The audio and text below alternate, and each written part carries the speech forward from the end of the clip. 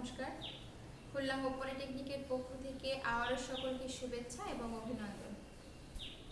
আমাদের পূজা গেল কিছুদিন হলো, আশা করি পূজায় সবাই ভালোই মজা করেছো। পূজার ছুটির পরে আবারও আমি চলে আসছি পাপিয়া মণ্ডল পিয়া তোমাদের সাথে অনলাইন ক্লাসে।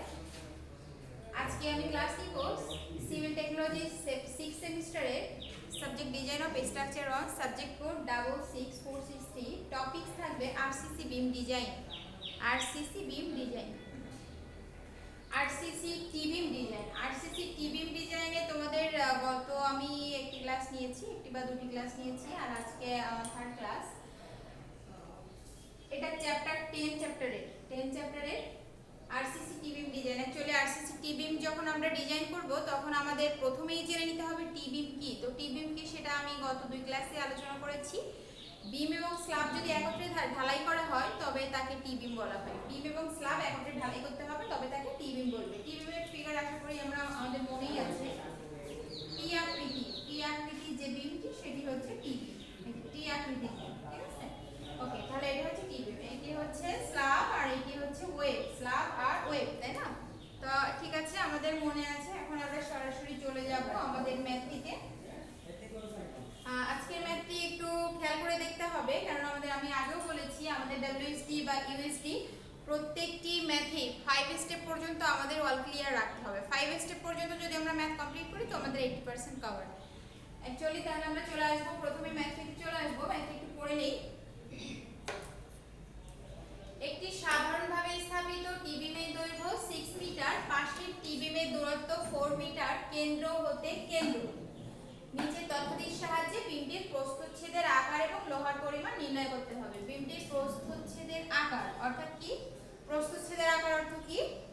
ক্ষেত্রফল, তাই না? অর্থাৎ B BD, B into D, এটা নির্ণয় করতে হবে এবং লোহার পরিমাণ নির্ণয় করতে হবে। লোহার পরিমাণ অর্থাৎ টি বিমটিতে কতটুকু পরিমাণ আরসিসি বা রড ব্যবহার করা হয়েছে এটি হচ্ছে লোহার পরিমাণ।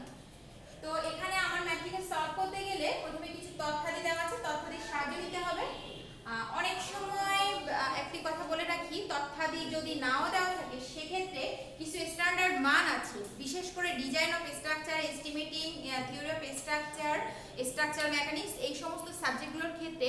তো অবশ্যই সেই স্ট্যান্ডার্ড মানগুলো তোমাদের ইতিপূর্বে অনেকবারই আমি এখানে বোর্ডে লিখে দিয়েছি, সেগুলো তোমরা নোট করেছো। সেই স্ট্যান্ডার্ড মানগুলো যেমন কাভারিং, তারপরে হচ্ছে তোমার স্ল্যাবের পুরুত্ব বা আরসিসি পুরুত্ব, আরসিসির একক ওজন, তারপরে জলসাদের পুরুত্ব, এই যে জিনিসগুলো খুব ভালোভাবে জেনে নিয়ে তারপরে ম্যাথটিকে সলভ করতে হবে।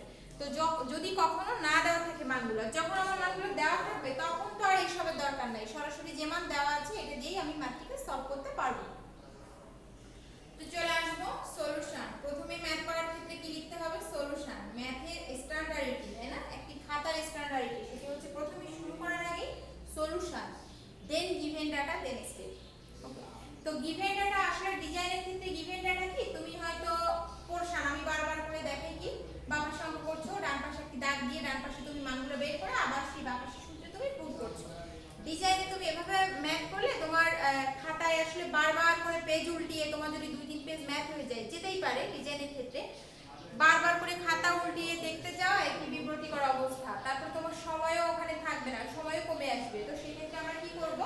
এভাবে দাগ দিয়ে, খাতা তো বেশ বড় হয়, তাই না? খাতা তো বেশ বড় হয়।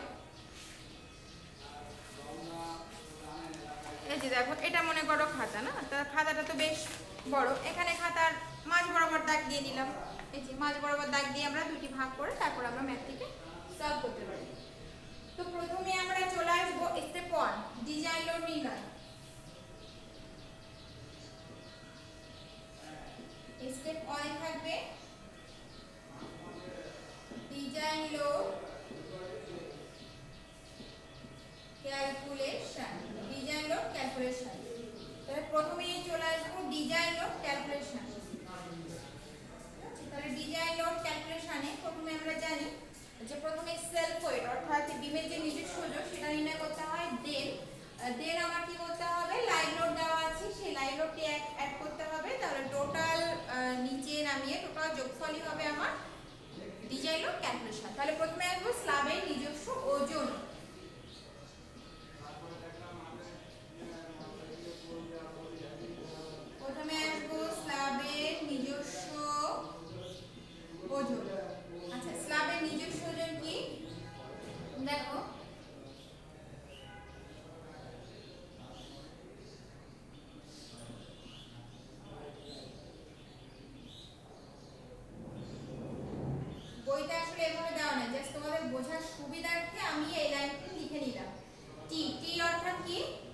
কি হচ্ছে আরসিসি এর পুরুত্ব।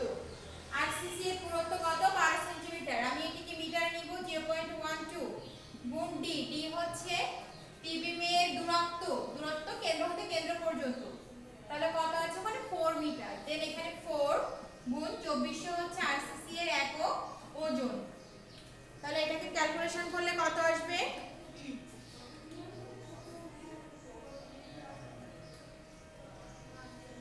1152 kg per metre. Kg per metre কেন? আমাদের এর 2400 কত 2400 ইউনিট কি কেজি পার মিটার কিউব। তাহলে দুটো মিটার কেটে গেল, কেজি পার মিটার থাকবে। ওকে, দেন আসবো 2 এ। তাহলে দেখো স্ল্যাবের নিজস্ব ওজন অর্থাৎ সেলফ ওয়েট যেটা আমরা নির্ণয় করেছি। এখন জলসাদ বলে একটা কথা আছে, দেখো এই যে এখানে দেখো জলসাদের পুরুত্ব। তাহলে এখানে লিখবো জলসাদের ওজন সমান সমান। তাহলে জলসাদের পুরুত্ব কত দেওয়া আছে? 7.5 7.5 ভাগ 100 সেন্টিমিটার আছে, মিটার নিব 0.075 গুণ। আচ্ছা 0.075 কি গেল? জলসাদের পুরুত্ব গুণ হচ্ছে কি কেন্দ্র হতে কেন্দ্র দূরত্ব 4 গুণ হচ্ছে 1920। 1920 কি জলসাদের, জলছাদ যে সেই জলছাদের চুনসুর কি এটার একক ওজন। তাহলে কত আসবে? গুণ 4 গুণ 1920 576 কেজি পার মিটার, তাই না? 576 কেজি পার মিটার। এখন আসবো 3 নম্বরে কি লাইভ লোড। লাইভ লোড কি বলো তো? দেওয়া আছে তাই। এখানে যদি ডেড লোড দেওয়া হতো সেটাও কিন্তু আমরা অ্যাড করতাম, তাই না? তাহলে লাইভ লোড দেওয়া আছে কত? 450। এখানে লিখি 450 কেজি পার মিটার। তাহলে এখানে কি লিখবো? টোটাল যখন ওজনটা নেমে আসবে তখন লিখবো মোট ওজন। মোট ওজন, মোট ওজন কত এখন ক্যালকুলেশন করতে হবে। সবগুলো যোগ করে দিলে মোট ওজনটা বের হয়ে যাবে। 576 450 2178 এত কেজি পার মিটার। এখন আমার বেরিয়েছে মোট ওজন।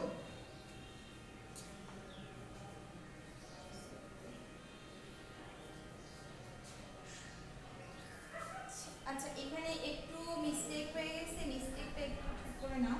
আসলে লাইভ লোড কিছে দেওয়া আছে? দেখো তো কেজি পার সেন্টিমিটার স্কয়ার দেওয়া আছে, তাই না?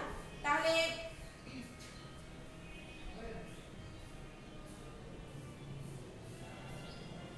এখানে কেজি পার মিটার স্কয়ার হবে। এটা কিন্তু বইতে ভুল আছে, সো তোমরা এটা একটু ঠিক করে নেবে। এর জন্যই ম্যাথটা ভুল হয়ে যাচ্ছে।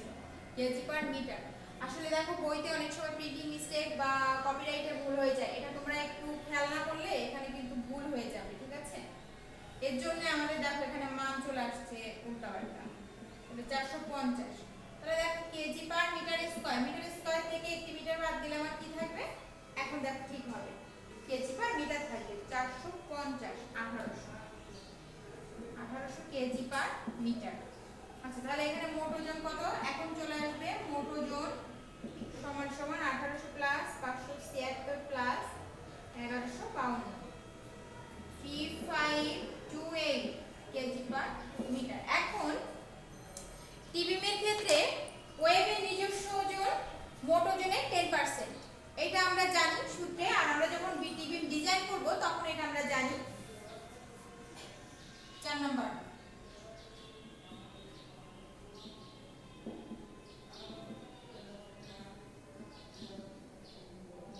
at the rate of 10% সমান সমান, অর্থাৎ কার 10%? মোট ওজনের 10%। তাহলে 3528 0.10। তাহলে কত আসবে? 352.8 এত কেজি পার মিটার। এখন চলে আসবে ওমেগা সমান সমান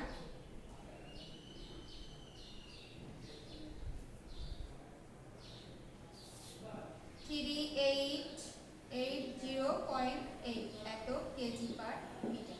তাহলে দেখো আমাদের মূলত লাগবে কার মান? ওমেগার মান। সেই ওমেগার মান কিন্তু আমরা পেয়ে গেছি না? ওমেগার মান আমরা পেয়ে গেছি। আর একবার একটু দেখে নিতে হবে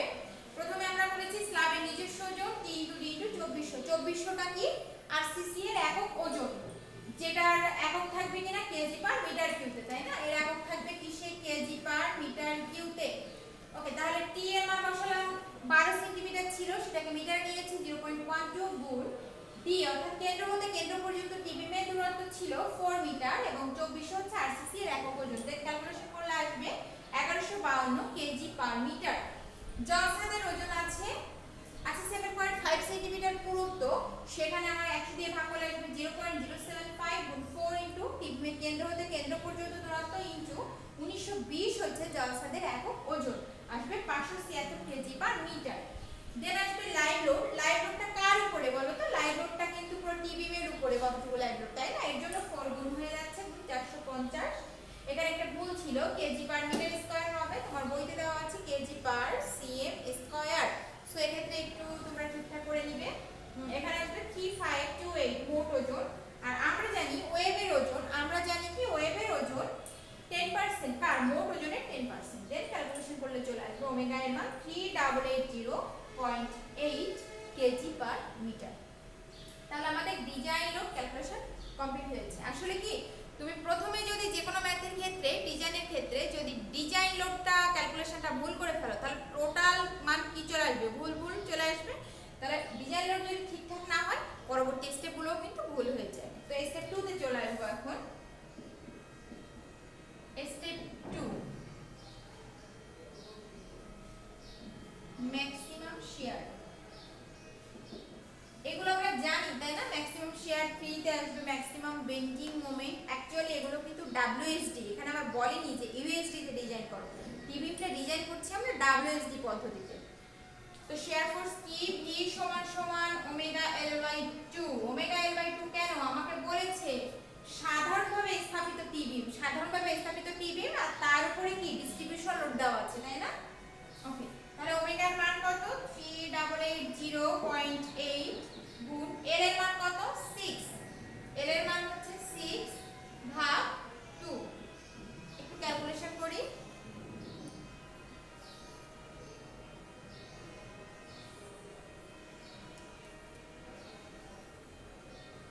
11642.4 এত কেজি। ওকে, তাহলে আসবো স্টেপ 3 তে। স্টেপ 3 তে আসবে maximum bending moment.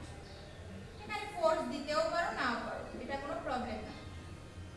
Maximum bending moment, maximum bending moment. তাহলে ম্যাক্সিমাম বেন্ডিং মোমেন্ট কি? m সমান সমান ওমেগা এল স্কয়ার বাই 8। তাহলে ওমেগার মান কত? 3880.8 গুণ এল হচ্ছে 6 এর হোল স্কয়ার ভাগ 8 ইনটু 100। 100 কেন? মিটারে আছে, সেন্টিমিটার। 3880.8 ইনটু 6 এর হোল স্কয়ার ভাগ 8 গুণ 100। 1746360 এত কেজি সেন্টিমিটার। আমরা দেখতে পারবো এরপরে সব মান কেজি সেন্টিমিটার লাগবে, এর জন্য কেজি সেন্টিমিটারে চলে আসছে মানগুলো সব। ওকে, তাহলে 3 স্টেপ পর্যন্ত আমরা আশা করি বুঝতে পেরেছি। প্রত্যেকটি কিন্তু গত ডব্লিউএসডি যে নিয়ম ছিল সেই একই নিয়মে। এখন আমরা যেটা করব, এখন আমরা স্টেপ কততে আসবো? স্টেপ 4 এ চলে আসবো, তাই না? এখন আমরা চলে আসবো স্টেপ 4 এ। তোমরা কিন্তু চট করে সাথে সাথে উঠিয়ে নেবে। দেন একটি কথা তো আমি বারবার করে বুঝিয়ে দিচ্ছি, উঠিয়ে নিয়ে তারপরেও বুঝতে পারবে। নতুবা না উঠাতে পারলে ভুল ভুল অনেক সময় থেকে যায় বইতে। স্টেপ 4। তো স্টেপ 4 এ কি? স্টেপ 4 এ আমাদের কি থাকে?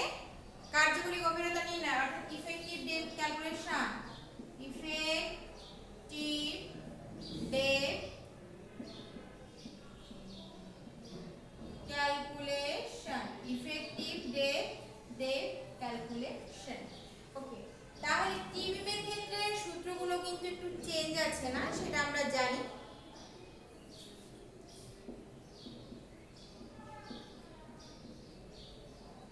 এই সূত্রটা কি দেখো? ডি প্রাইম ডি সমান সমান V, capital V by small V.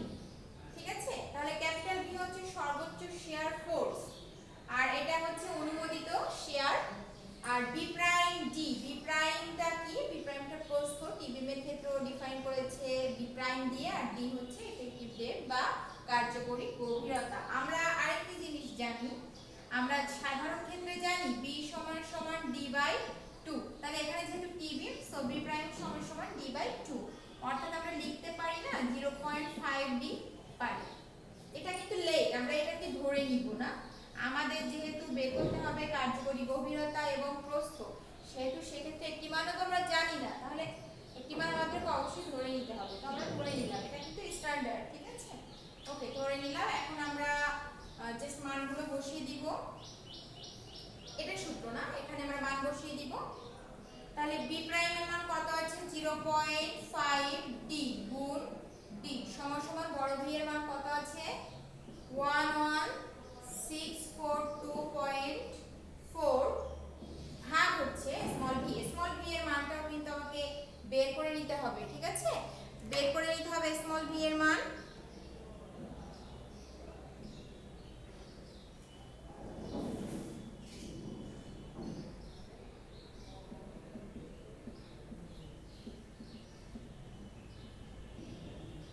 দেখো যে মানগুলো লাগছে আমি কিন্তু ডান পাশে বের করে নিচ্ছি, ঠিক আছে? আমাদের কিন্তু দেওয়া আছে দেখো এফসি এর মান, তাহলে এফ প্রাইম সি, এফসি সমান সমান 0.45 এফ প্রাইম সি। এখান থেকে তাহলে কি আমার এফ প্রাইম সি এর মানটা আমরা পেয়ে যাচ্ছি না? এফ প্রাইম সি এর মান কত পাচ্ছি? 90 ভাগ 0.45, 200 কেজি পার সিএম স্কয়ার, তাহলে 1.33 রুট ওভার 200। এখানে আসছে কত?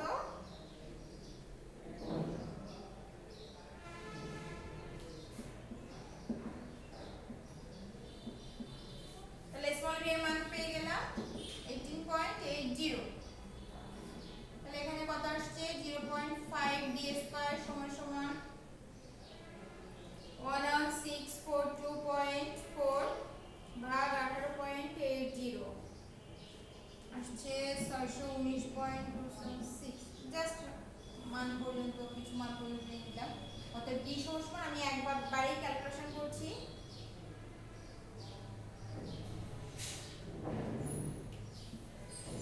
আসছে 35.19 এত সেন্টিমিটার। ধরে নিব কত? 35.50 সেন্টিমিটার ধরে নিব, ঠিক আছে? যেহেতু আমার ফ্র্যাকশন চলে আসছে, বাড়িয়ে ধরলে ইফেক্টিভ ডেপথ কোনো সমস্যা হবে না। আচ্ছা, আর কমিয়ে ধরবো কোনগুলো? যেগুলো হচ্ছে সেন্টার টু সেন্টার না, যেটা কেন্দ্র থেকে কেন্দ্র পর্যন্ত দূরত্ব, অর্থাৎ স্পেসিফিকেশন বা স্পেসিং, সেটাকে আমরা কমিয়ে নিব। আর যখন ইফেক্টিভ ডেপথ বা রডের সংখ্যা বলবে তখন আমরা কিন্তু মানগুলো বাড়িয়ে নিতে পারি, তাই না?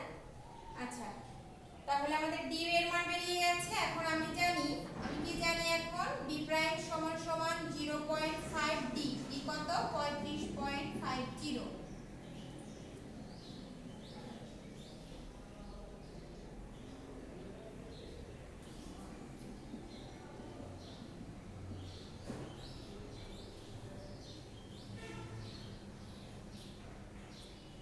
ওকে, এখন মোট গভীরতাটা আমরা বের করি। হ্যাঁ, মোট গভীরতা বড় ডি সমান সমান কত? 35.50 প্লাস এর সঙ্গে কভারিং ধরে নিলাম 6.5,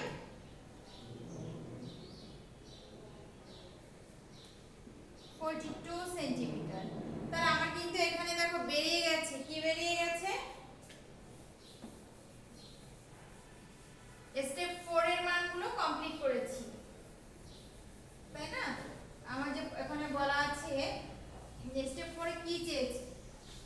স্টেপ 4 এ চেয়েছে প্রস্থচ্ছেদের আকার, অর্থাৎ কার্যকরী গভীরতা বেরিয়ে গেছে। তাহলে বিমের আকার লিখব। এখানে লিখব দেখো বিমের আকার সমান সমান 75 সেন্টিমিটার গুণ হচ্ছে 35.50 সেন্টিমিটার। এটা কিন্তু আমার কি বেরিয়েছে বলতো? স্টেপ 4 এ ইফেক্টিভ ডেপথ ক্যালকুলেশন করেছি যখন, তখন আমার প্রস্থচ্ছেদের আকারটা এখানে বেরিয়ে গেছে। এখন ওয়েবের ওজন নিরীক্ষা করব। তো ওয়েবে আসলে টি বিমের ক্ষেত্রে একটু ডিফারেন্ট। কেন?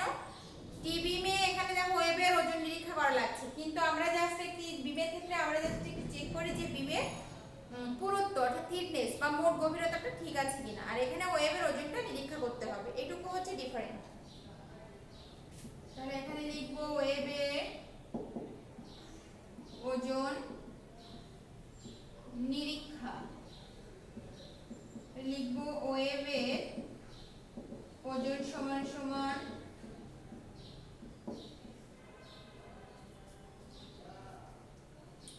আচ্ছা এটা তো সেন্টিমিটারে আছে, এখানে এটাকে মিটারে নিয়ে নিতে হবে তাই না? তাহলে তো মানগুলো আমার সব মিটারে আসবে। তাহলে কত 17.75 ভাগ 100 0.1775। আচ্ছা তা দিলাম।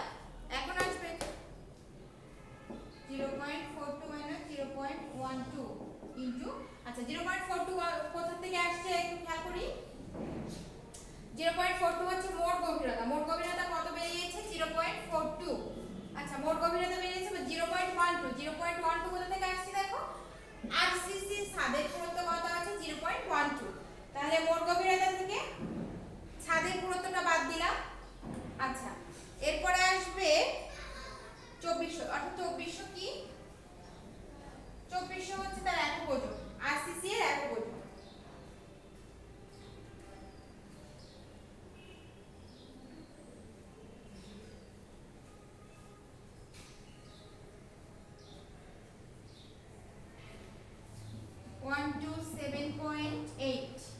তাই না? তাহলে এটা কিসে আসবে কেজি পার মিটার। ওয়েভের ওজন নিরীক্ষা, তাহলে ওয়েভের ওজন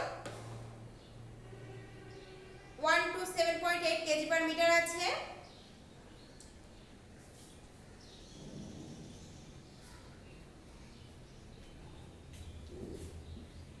কত আসছিল 352.8 এত কেজি পার মিটার। অতএব ঠিক আছে, অর্থাৎ নিরীক্ষা ঠিক আছে। এইবার আমি বলি 352.8 এটা কোথা থেকে আসছে। আমরা যখন ডিজাইন লোড ক্যালকুলেশন করেছিলাম তখন ওয়েভের ওজন মোট ওজনের কত ছিল 10%, সেখানে আসছিল 352.8 কেজি পার মিটার। তাহলে কি এই মানটার মধ্যে আছে, অতএব ওয়েভের ওজন নিরীক্ষা ঠিক আছে। এখন আমরা যেটা করব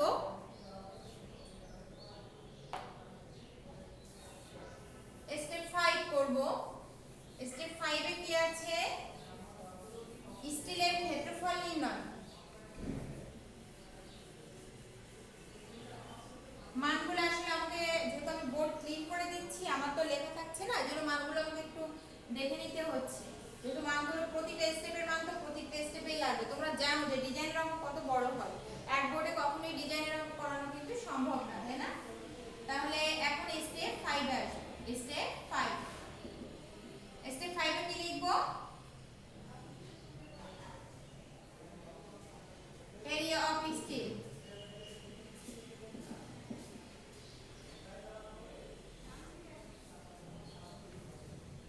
এরিয়া অফ স্টিল এটা লিখলেও হবে, বা স্টিল ক্যালকুলেশন লিখলেও হবে, বা রড ক্যালকুলেশন লিখলেও হবে, বা আরসিসি ক্যালকুলেশন লিখলেও হবে। যেটা লিখতে তোমাদের কম সময় লাগবে এবং কমফোর্ট ফিল করবে সেটাই তোমরা ওখানে লিখতে পারো।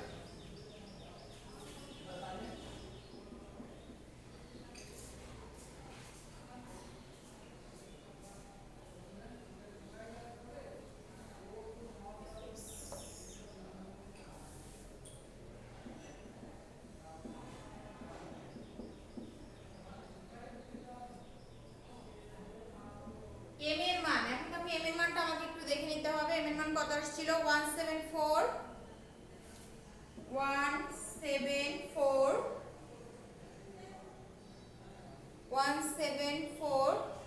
6360। আচ্ছা এফএস এর মান দেওয়া আছে কত 1400। আচ্ছা ডি এর মান আসছে কত 35.50 মাইনাস টি। টি এর কত আছে 12 সেন্টিমিটার, তাই না? তাহলে হচ্ছে 12/2। এটা কিন্তু সূত্রে তুমি মানটা বসিয়ে দিলেই জাস্ট হয়ে যাচ্ছে, সূত্র।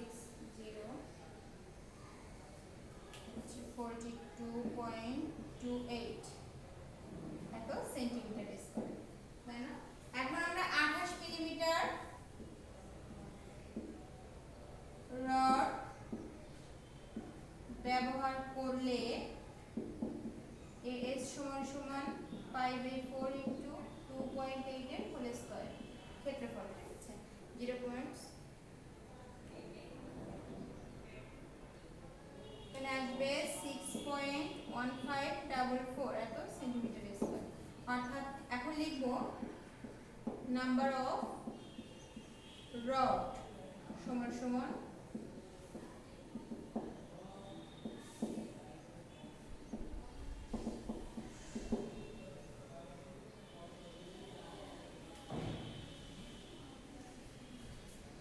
6.86। দেন আমরা এখানে 7টি রড ধরতে পারবো।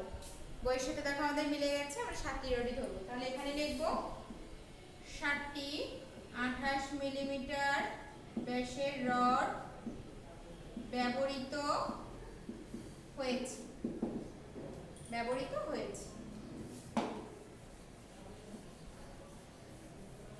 সঙ্গে সঙ্গে বুঝে নেবে, যেহেতু বোর্ড আমি ক্লিন করে দিচ্ছি, আমার কিন্তু ব্যাকে যে আবার বোঝানো সম্ভব না, যেহেতু আমার বোঝানো থাকছে না প্রথম স্টেপগুলো। এর জন্য বাই দ্য বাই স্টেপগুলো আমি একবারে বলে তারপরে কিন্তু আবার আলোচনা করে নিচ্ছি, ঠিক আছে? রডের সংখ্যা বেড়ে গেছে, এখন চাপ পীড়ন নিরীক্ষা করলে আমার ম্যাথ কমপ্লিট হয়ে যাবে। চাপ পীড়ন নিরীক্ষা,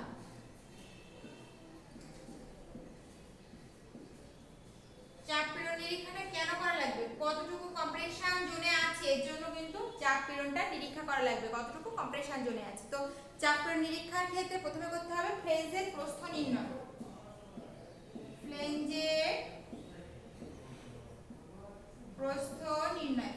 প্রস্থ নির্ণয়। আচ্ছা, ফ্লেঞ্জ কোনটা? টিবিমের ফ্লেঞ্জ কোনটা? এটা হচ্ছে ফ্লেঞ্জ আর এটা হচ্ছে ওয়েভ, ঠিক আছে? আচ্ছা, তাহলে ফ্লেঞ্জের প্রস্থ নির্ণয়। এখানে ফ্লেঞ্জের প্রস্থ নির্ণয় কি করব? এক নাম্বার হচ্ছে b সমান সমান l/4। এর কত আছে? l আছে 6 ইনটু 100 ভাগ 4।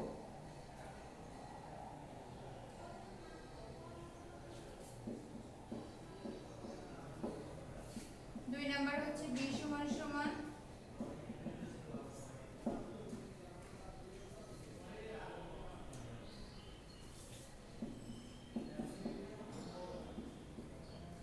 প্রাইমের মান কত আসছিল? 17.75।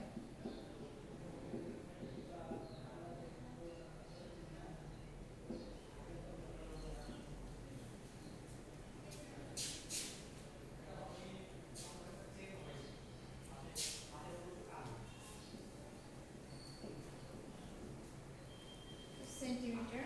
দেন নাম্বার 3 তে আসবে b সমান সমান হচ্ছে এখানে কত, কেন্দ্র থেকে কেন্দ্র পর্যন্ত 4 মিটার অর্থাৎ 400 সেন্টিমিটার, ঠিক আছে? এই তিনটি আসবে।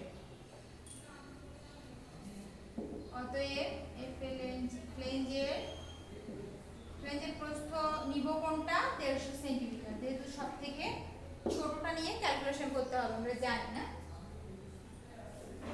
এটা একটু মুছে দেই, মুছে দিয়ে পাশে লিখি, তাহলে তোমাদের একবারই কমপ্লিট হয়ে যাচ্ছে।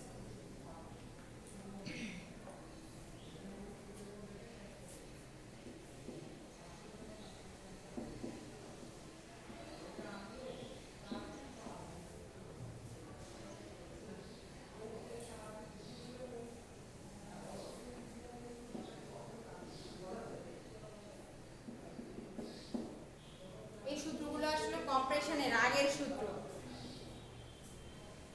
এর জন্য আসলে মাথায় নিলাম। এখন আমরা এম এর মানটা একটু দেখে নিব। এম এর মান কত দেওয়া ছিল? 174, 63, 60। 74, 63, 60। বি এর মান কত নিয়েছি? 150 গুণ টি এর মান কত ছিল? টি এর মান ছিল 12, ডি এর মান ছিল 35.50 মাইনাস টি এর মান ছিল 12/2।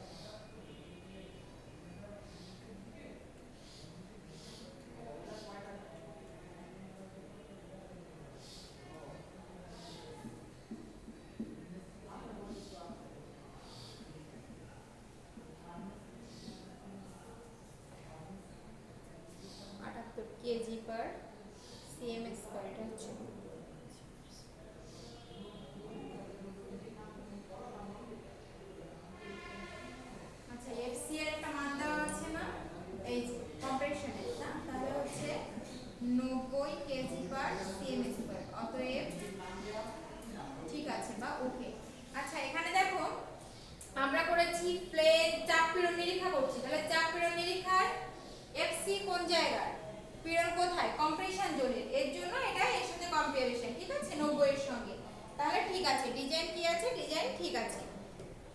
সুতরাং ওকে বা নিরাপদ। তাহলে হচ্ছে এই পর্যন্ত আসলে ম্যাথটি, আর ঠিক আছে এই পর্যন্তই অ্যাকচুয়ালি ম্যাথ। ঠিক আছে, তাহলে প্রথম থেকে ভালো করে ম্যাথটি ক্যালকুলেশন করবা, আশা করি সমস্যা থাকবে না। এই একটি ম্যাথ ক্যালকুলেশন করতে পারলে মোটামুটি যে ম্যাথ থাকবে সেটাকে তোমরা সলভ করতে পারবে। তো ঠিক আছে, আজকের ক্লাস এই পর্যন্ত। নেক্সট আমি তোমাদের আরেকটি টিভি ডিজাইন করে দেখাবো বোর্ডে। তো সে পর্যন্ত তোমরা সবাই ভালো থাকো, সুস্থ থাকো। আর নেক্সটে তোমাদের পরীক্ষার নোটস আসতে যাচ্ছে, তো অবশ্যই তোমরা পড়াশোনা করবা ঠিকঠাক করে। বাসায় বসে সময় নষ্ট করার আর সময় নেই, পড়াশোনা শুরু করে দাও। সকলে ভালো থাকো এবং সুস্থ থাকো। আজকে এই পর্যন্ত, নমস্কার।